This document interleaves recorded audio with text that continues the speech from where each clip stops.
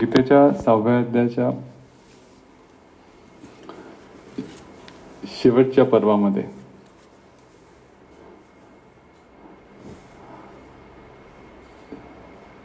अर्जुनाचा असा प्रश्न होता की जी योग प्रक्रिया सांगितली, जो योग मार्ग सांगितला,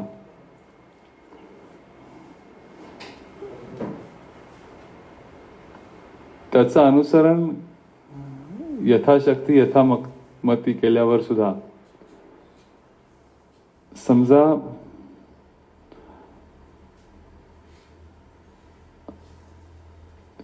जे काही प्राप्त करायचंय ते प्राप्त झालं नाही तर मग काय, असा प्रश्न होता. आणि याचा परामर्श घेणारे हे 6 श्लोक आहेत, ज्याची सुरुवात आपण मागच्या वेळेला केली होती, ज्याच्यावरचं भाष्य ज्ञानेश्वर महाराजांनी जे केलंय की तयापरी पार्था जया मोक्ष सुखी आस्था तया मोक्षा वाचून अन्यथा गती आहे का. की जर ध्येय निश्चित आहे मोक्ष प्राप्ती हे आणि त्याच्याविषयी आस्था आहे,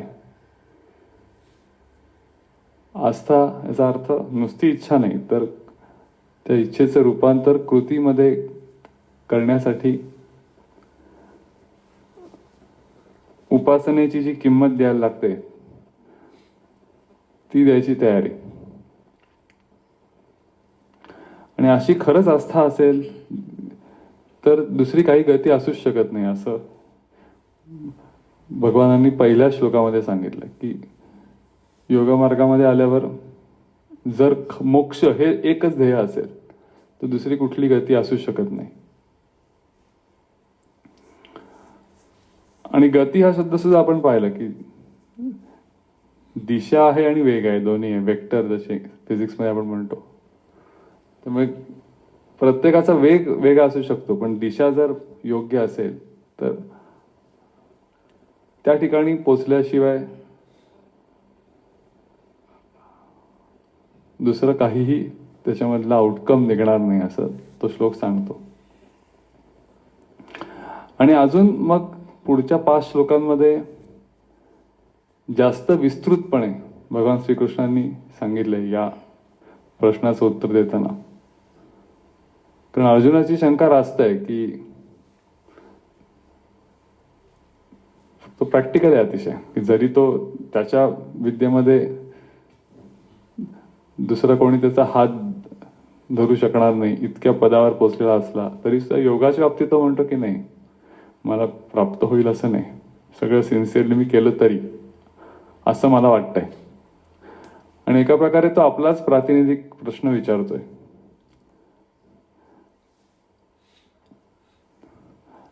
कारण प्रत्येक साधकाच्या आयुष्यामध्ये हा टप्पा नक्की येतो की असं वाटतं की हे सगळं करतोय मी पण अजून काहीच होत नाहीये.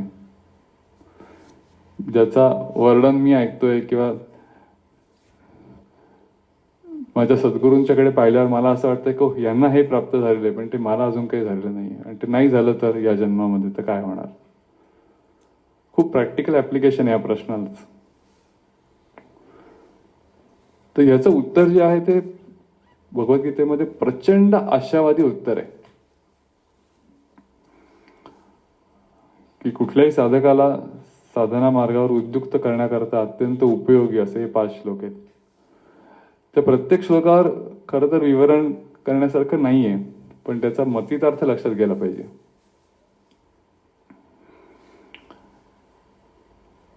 शुचीनाम श्रीमताम गेहे योग भ्रष्टोपी जायते, असं त्यांचं पहिलं विधान आहे. की समजा हे करत असताना नाही प्राप्त झालं आणि देह पडला तरी सुद्धा योग भ्रष्ट असा शब्द वापरलाय. तर संस्कृतमध्ये भ्रष्ट हा शब्द आपण ज्या अर्थाने मराठीत भ्रष्ट झाला असं वापरतो तसा तो नाहीये. की कुठल्याही कारणाने तो त्याच्या उद्देश प्राप्तीमध्ये ढिला पडला थोडक्यात, तरी पुढचा जन्म जो आहे तो पवित्र शुचिनाम आणि श्रीमताम म्हणजे सधन कुटुंबामध्येच त्याला प्राप्त होतो, असं पहिलं आश्वासन भगवानांनी दिलं.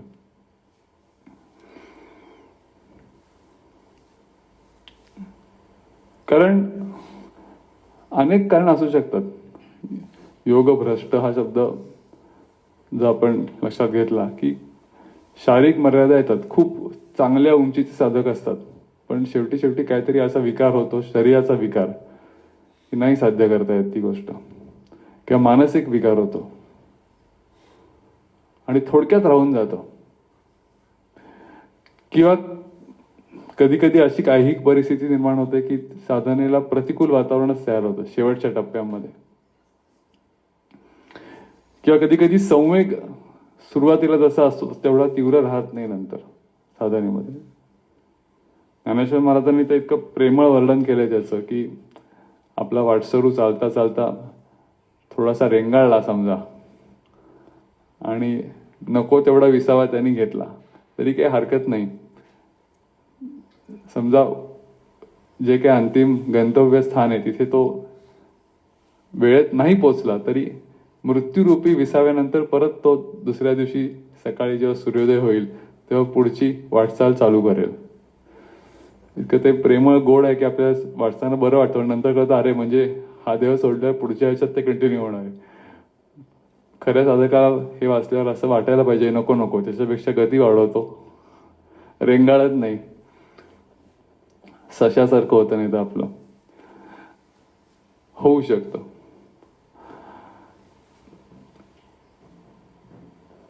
शुचिनाम श्रीमताम घे, याच्यावर पण ज्ञानेश्वर महाराजांनी जे भाष्य केले त्यात एक विशेष गोष्ट लक्षात घेण्यासारखी आहे की त्यांनी सगळं भाष्य शुचिनामवर केले, श्रीमतांवर फार काही बोललेच नाहीयेत ते. म्हणजे असा प्रश्न पडेल ना की चांगला साधक आहे आणि त्याला पुढचा जन्म जिथे येईल ते घर अत्यंत पवित्र असेल आणि श्रीमताम म्हणजे सधन पण असेल, तर सधन कशाला पाहिजे. तर स्वामींनी त्याचं विवरण करताना असं लिहिलंय की जसं आईला काळजी असते ना की मुलाचा अभ्यास जर अर्धवट राहिला तर दुसऱ्या दिवशी त्याला परत अनुकूल वातावरण अभ्यासाला तयार असावं, तसं ही जी जगन्माता आहे तिला काळजी आहे की चांगला खात्या पित्या घरात यावा, नको त्या गोष्टीची भ्रांत त्याला नसावी. म्हणून ती जगन्माता काळजी घेते की पुढच्या वेळेला जन्म अशा ठिकाणी मिळेल की पवित्र वातावरण, धार्मिक वातावरण असेल आणि बाकीच्या गोष्टीची तोसीस त्याला पडणार नाही, तो लगेच साधना मार्गाला लागेल.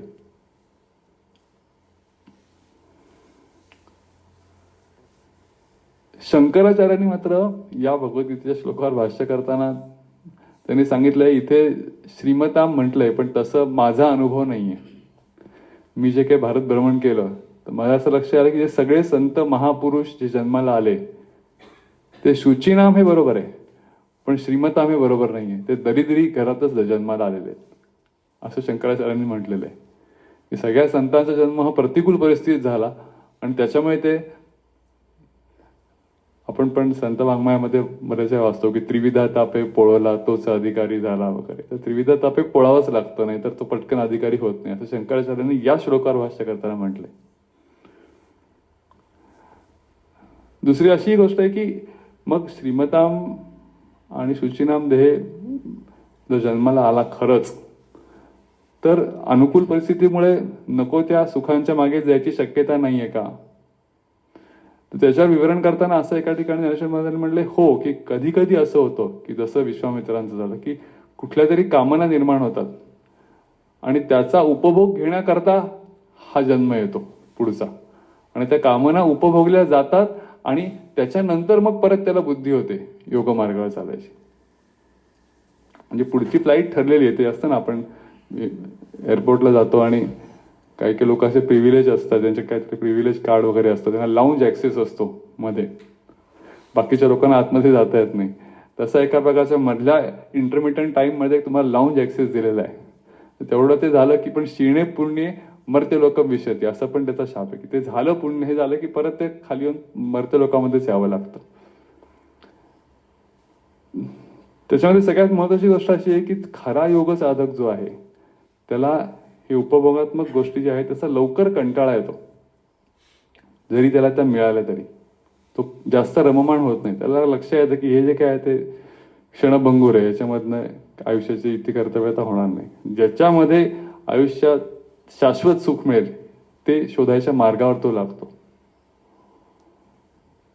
आणि लगेच पुढच्या श्लोकामध्ये भगवंत असं म्हणतात की एक तर शुचिनाम श्रीमताम गेहे, किंवा डायरेक्टली त्याच्यापेक्षा अजून सुपरलेटिव्ह जन्म मिळायचा असेल तर योगी नाम अपे कुले भवती धीमताम, असं म्हणलंय की योग्यांच्या कुळामध्येच तो जन्माला येतो. धीमताम योगी, आणि परत धीमताम याचा अर्थ बुद्धिवान योगी, ज्ञानवान. त्यामुळे योगभ्रष्ट जो असतो, योग साधना खूप केलेली आहे पण अंतिम गोष्ट नाही साध्य झाली, तर पुढचा जन्म जो आहे तो शुचिनाम श्रीमताम किंवा योगीनाम कुले धीमताम, ज्ञानवान योग्यांच्या कुळामध्येच तो जन्माला येतो. आता हे असल्या परत आपला प्रश्न पडतो की असे योगी किती असतील की ज्यांच्याकडे जन्म मिळू शकतील. मुळात योगी म्हणल्यावर आपल्याला पहिली गोष्ट म्हणजे ते संसारिक नसतील असं हे डोळ्यासमोर चित्र. त्यांच्या कुळामध्ये जन्माला यायचं म्हणजे प्रोबॅबिलिटी फारच कमी. तर इथे योगी याचा अर्थ अंतःकरणाची अवस्था असलेली व्यक्ती आहे. संसारिक याच्यामध्ये असं असू शकतं.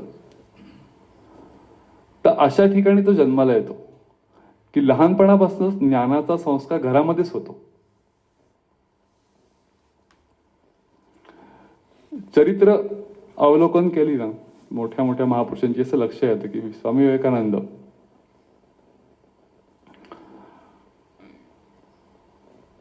भुवनेश्वरी देवी होते त्यांच्या आईचं नाव.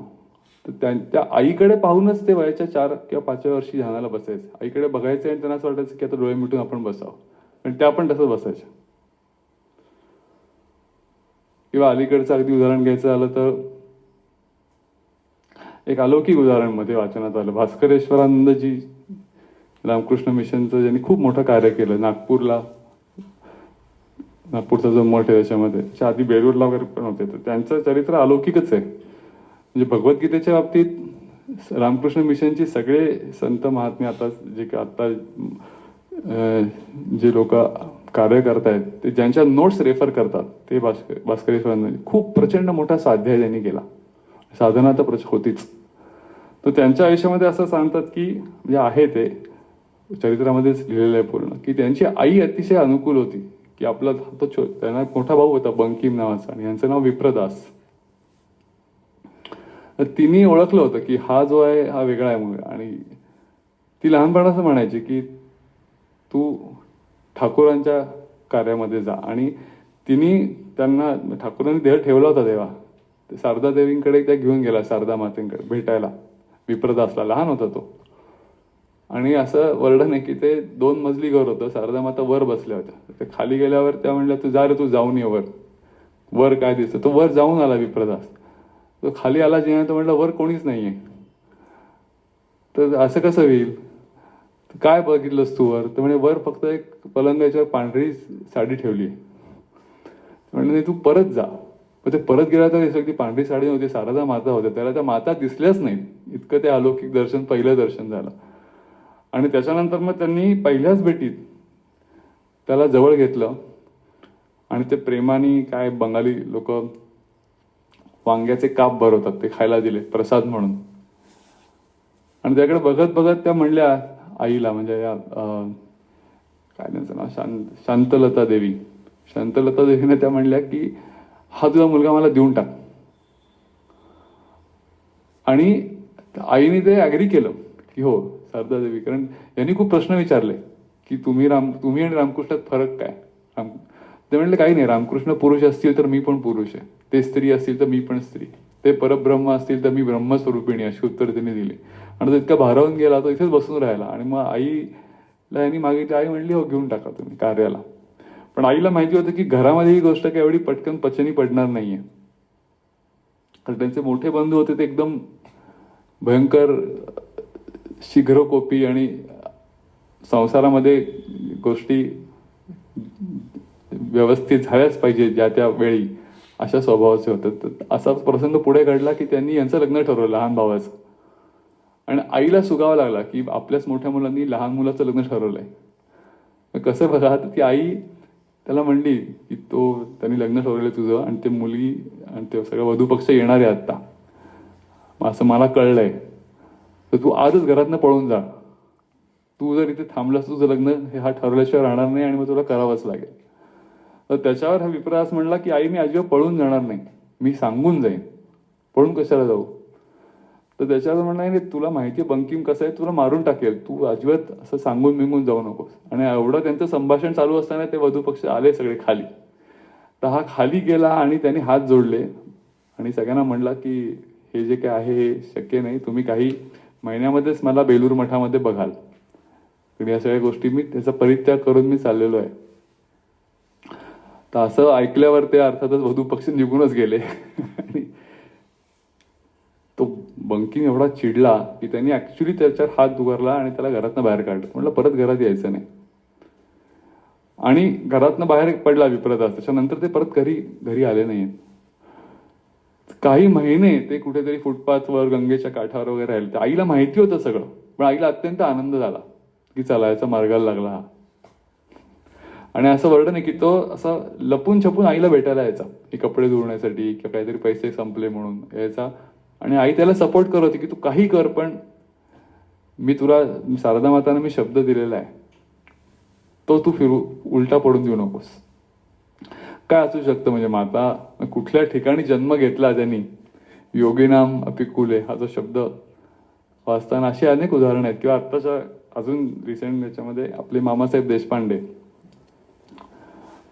सिंहगड रोडवर श्रीदादा कवडे यांचं काम आता बघतात. त्यांची आई पार्वतीबाई, तिने तर लहानपणीच सांगितलं होतं मामासाहेब अगदी लहान असताना की या देहाची चिमूटभर राख होईपर्यंत तुला फक्त साधना आणि साधनाच करायची. म्हणजे ज्ञानेश्वरी कशी वाचावी याचा वस्तुपाठ जर शिकायचा असेल तर त्या पार्वतीबाईंनी जो मामासाहेब देशपांडेंना घालून दिला की स्नान करून बाहेर पडल्यावर पहिल्यांदा दुसरी कुठली गोष्ट करायची नाही, ज्ञानेश्वरी घेऊन बसायचं हातात. मग सुरुवातीला त्यांनी असा टास्क दिला होता की 300 श्लोक ज्ञानेश्वरीचे वाचायचे, 300 ओव्या वाचायचे, श्लोक आणि 300 ओव्या, त्याच्याशिवाय उठायचं नाही. असं केल्यावर साधारणपणे एका महिन्यामध्ये ज्ञानेश्वरीचं पारायण होतं. अशी अनेक पारायणे त्यांनी केली. मग त्याच्यानंतर ती संख्या त्यांनी 30 वर आणली की 300 नाही, आता 30च वाचायचंय, पण मोठ्यांनी लक्षपूर्वक वाचायचे. आणि मग असं करत करत शेवटी ते म्हणायचे 3च ओव्या वाचायच्या फक्त आज. पण तो पण खूप महत्वाचा आहे की ज्या 3 ओव्या तू वाचशील त्या संपूर्ण दिवसभर तुझ्या मनामध्ये घोळत राहायला पाहिजे, त्याच्यावर चिंतन करायचं.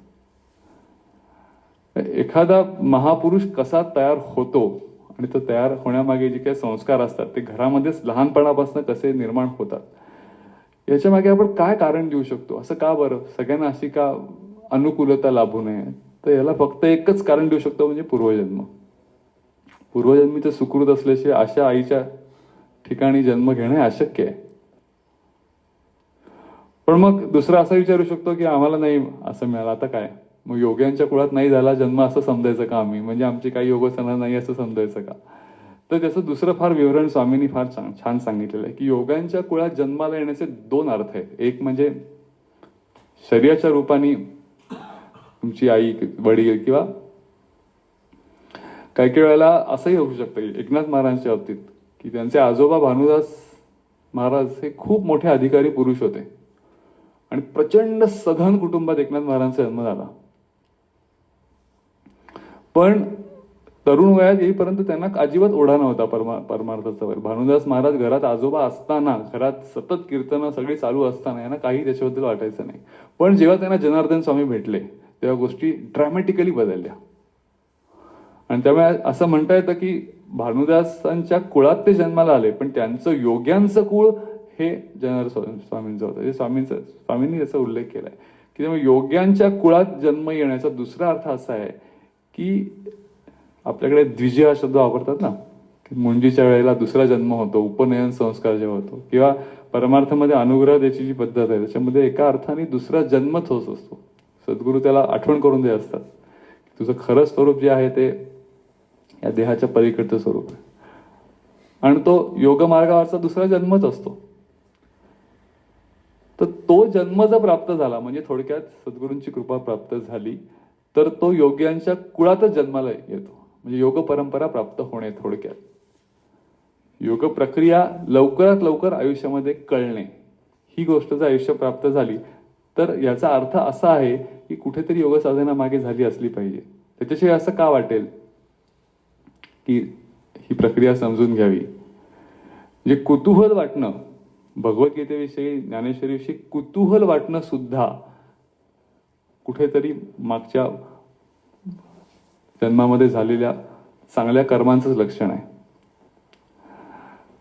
तर त्यामुळे ही जी काही श्लोक शृंखला आहे याच्यामध्ये खूप मोठं आश्वासन त्यांनी दिलेलं आहे की एकतर तुला सधन याच्यामध्ये जन्म येईल, पवित्र याच्यामध्ये, किंवा योग्यांच्या कुळामध्ये जन्म येईल, आणि तिथनं जिथे तू जिथपर्यंत आला होतास तिथनं लवकरात लवकर पुढची साधना चालू ठेवण्याकरता अनुकूल वातावरण तुला प्राप्त होईल. आता परत नुसतं जन्म आला किंवा नुसता अनुग्रह मिळाला म्हणजे पुढे होतच असं नाही. शेवटी करणार तो आपापी आहे, करावं तर लागतंच.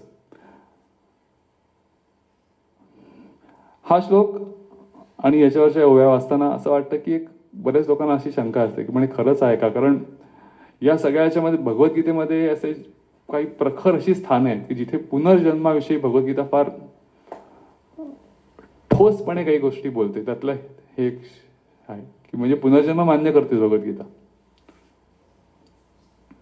तर खूप लोकांचं असं म्हणणं असू शकतं, विशेषतः बुद्धिवादी लोक सध्याच्या काळातले, की कशावरून कोणी पाहिलंय, कारण चार्वाक जन्माला येऊन हजारो वर्ष, महाभारत आणि रामायणापेक्षाही चार्वाकवाद हा जुना मानला जातो, पण तरी सुद्धा चार्वाकवादी लोक हे सदा सर्वदा प्रत्येक काळामध्ये होतेच.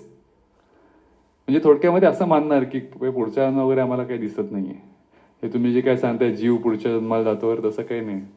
जिंदगी न मिले दोबारा हेच आम्हाला पटतं, तुम्ही आहे ते उपभोगून घ्या. त्याच्यावर कशावरून आता लोक वगैरे आपण म्हणतो, भगवद्गीतेत पुढचा असा उल्लेख आहे की तो स्वर्ग लोकात जातो वगैरे, देवलोकात जातो. कशावर नाही लोक असतील काय, म्हणजे पुरावा काय, तर ह्याला काही पुरावा नाही, ही वस्तुस्थिती आहे. पण याच्याविषयी वरदानंद भारतीने हे फार चांगलं उत्तर दिलं होतं. त्यांना असं विचारलं होतं की हे सगळे लोक असे असतात का खरंच, वेगवेगळे देवलोक, अनेक 7 लोक पुराणामध्ये 7 का 14 लोकांचा उल्लेख आहे. म्हणजे मला वाटतं प्रबोधिनीमध्ये जी प्रार्थना म्हणली जाते त्याच्यामध्ये असं भूर भुहा स्वहा महा जना तपा आणि सत्य, हे 7 जे शब्द वापरले जातात ते 7 लोकच आहेत. खरं तर 7 लोकांची नावं आहेत ना ती. तर वरदानंद भारतीने असा प्रश्न विचारला होता की हे लोक आहेत का नाहीत, तुमचं मत काय. त्याच्यावर त्यांनी उत्तर दिलं, फार मला आवडतं. त्यांनी असं उत्तर दिलं होतं की ते म्हणले ते सूर्यमाला आहे, सूर्यमालेत किती 12 ग्रह आहेत बरोबर.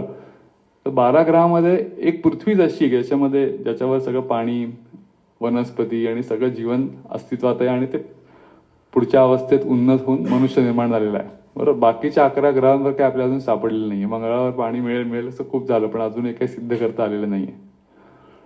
तर त्याच्यामुळे आपल्याला असं वाटतं की बाकीच्या याच्यावर काही जीवसृष्टी नाहीये. पण खगोलशास्त्र आता हे अगदी स्पष्टपणे मान्य करतं की पूर्ण आकाशगंगेमध्ये आपली एक सूर्यमाला जशी आहे तशा किमान काही दशसहस्त्र सूर्यमाला आहेत आकाशगंगेमध्ये.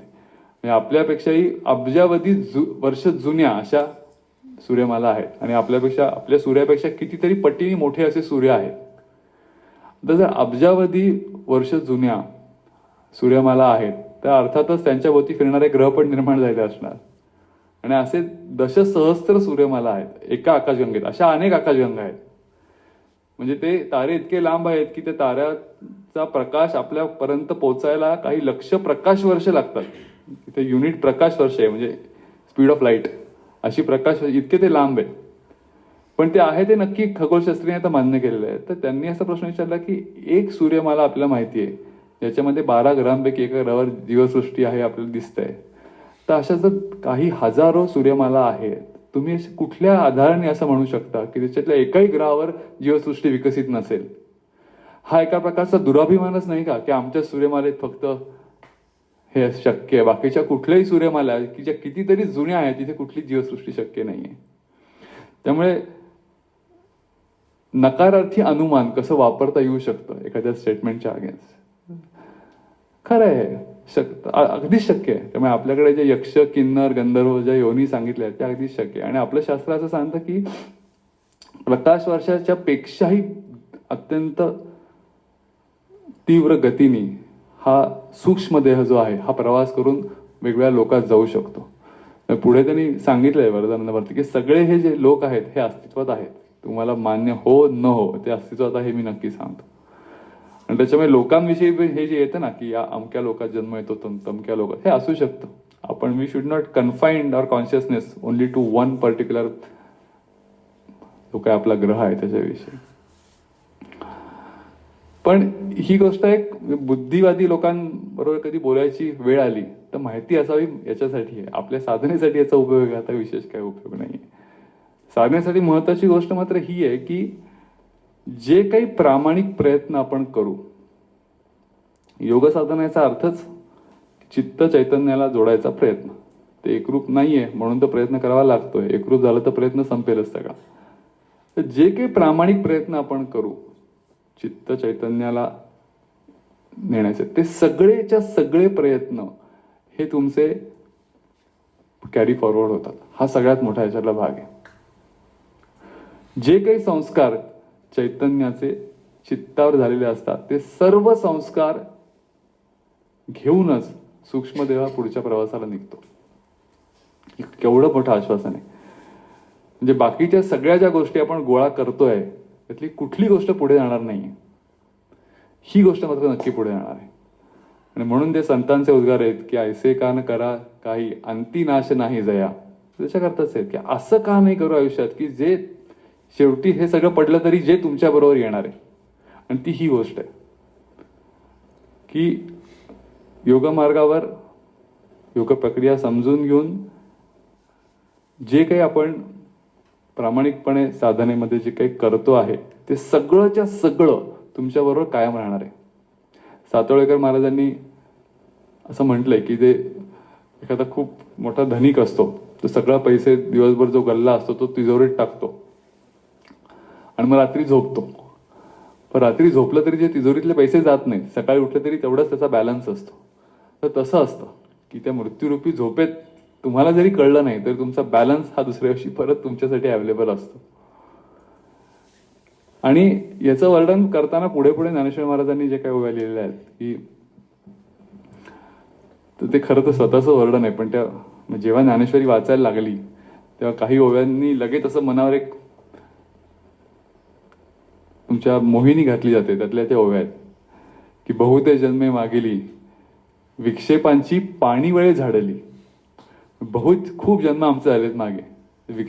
जे काही विक्षेप असतात, विक्षेपाचा अर्थ मनाला डायव्हर्ट करणाऱ्या गोष्टी, त्याची सगळी आम्ही झाडलोट केलेली आहे. पाणी वेळे झाडली तव उपजत खेवो बुडाली लग्न घटिका.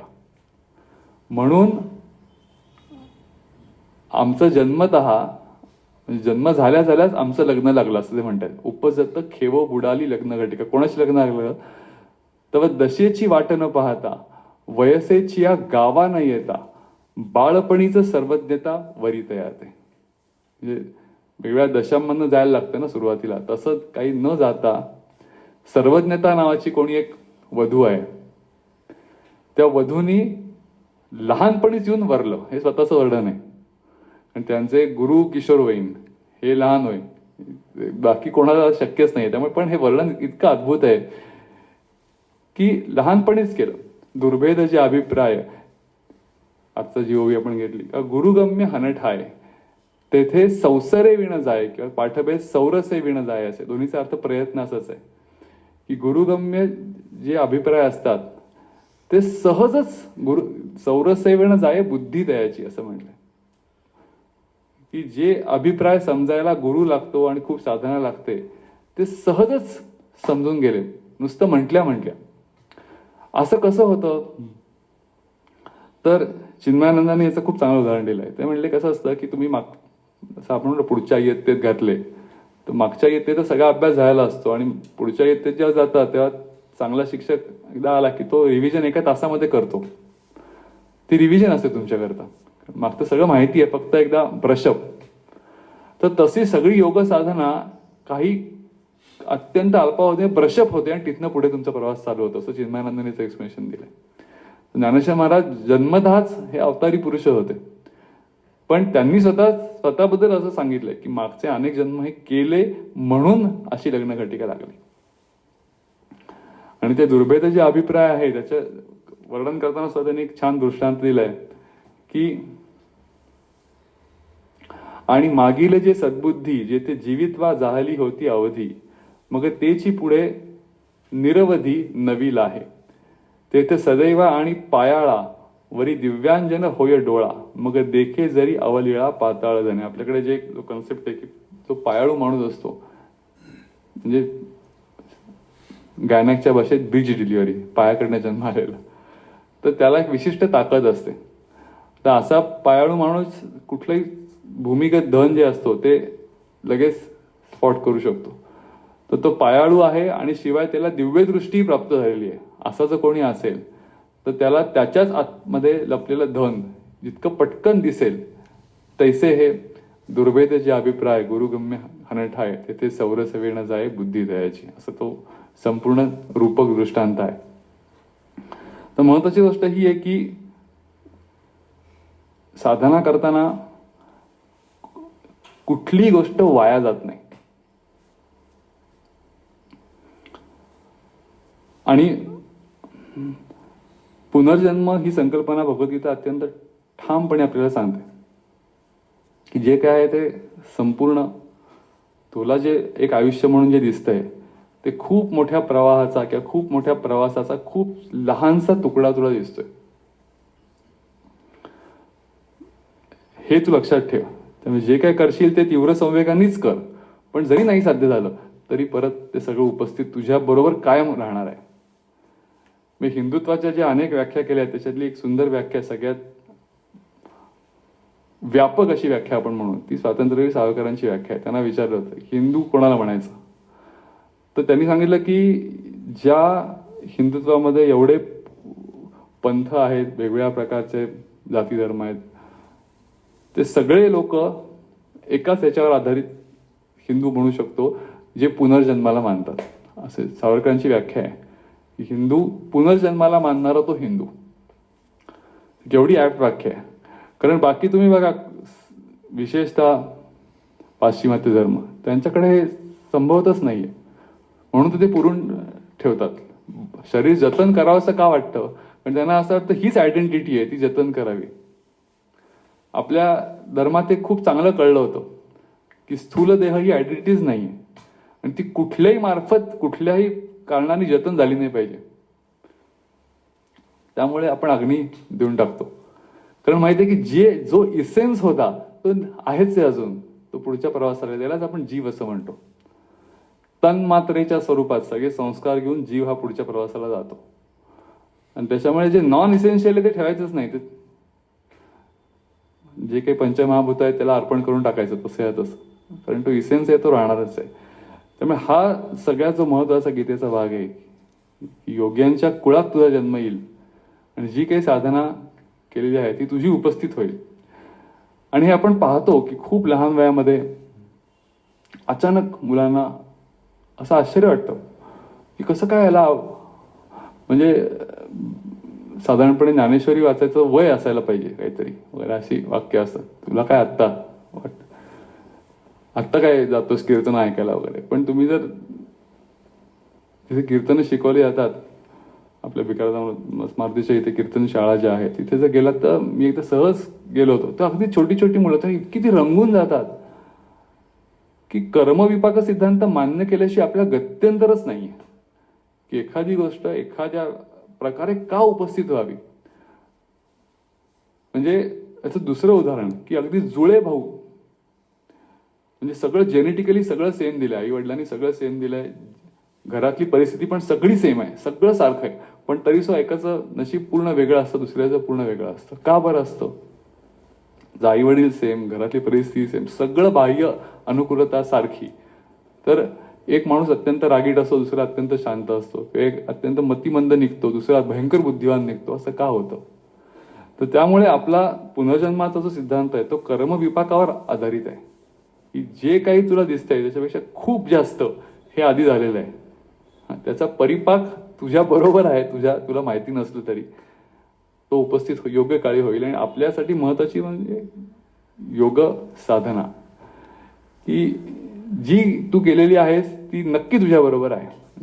एकदा तुला आता समजलं ना, म्हणून ते फक्त गाडी पेटवायचा अवकाश असतो.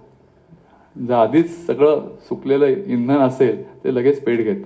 आणि हा खूप जणांचा अनुभव असतो. लोकांना आश्चर्याचा धक्का वाटतो की मी काहीच केलं नाही साधना वगैरे. जसं अंबुरा महाराजांचं उदाहरण मागच्या वेळी आपण पाहिलं की ते त्यांना इच्छाच नव्हती, पत्नी आणि मुलगी गेल्यावर काही करायची. त्या बहिणीने बळजबरीने नेलं आणि भाऊसाहेब महाराज उमदीकरांनी लिटरली पकडून त्यांना ते गोल असं करून नाम दिलं. त्याच्यानंतर पण घरी यांची इच्छा नव्हती, पण काहीतरी करून बघू म्हणले. ते 3 महिने त्यांनी जे लावून धरलं त्यांचं दिव्य प्रकाश दिसायला लागला. दुसरं काही त्यांना ते म्हणले गरिबाची तुम्ही दृष्टी घालवलीत नाम देऊन, दुसरं काही मला दिसतच नाही आता. आता प्रश्न असा आहे की असं कसं काय घडलं. तसं पाहिलं तर काहीच साधना नाही, 3 महिन्यात असं कसं काय होऊ शकतं. तर याचा अर्थ तोच आहे की काहीतरी होतं मोठं घबाड, म्हणजे त्याची कल्पना त्यांना नव्हती पण त्यांच्या गुरूंना होती. आणि मग ते पुढे जी काही साधना केली ती सगळी अद्भुतच आहे, संत पदावर ज्या प्रकारे पोहोचले.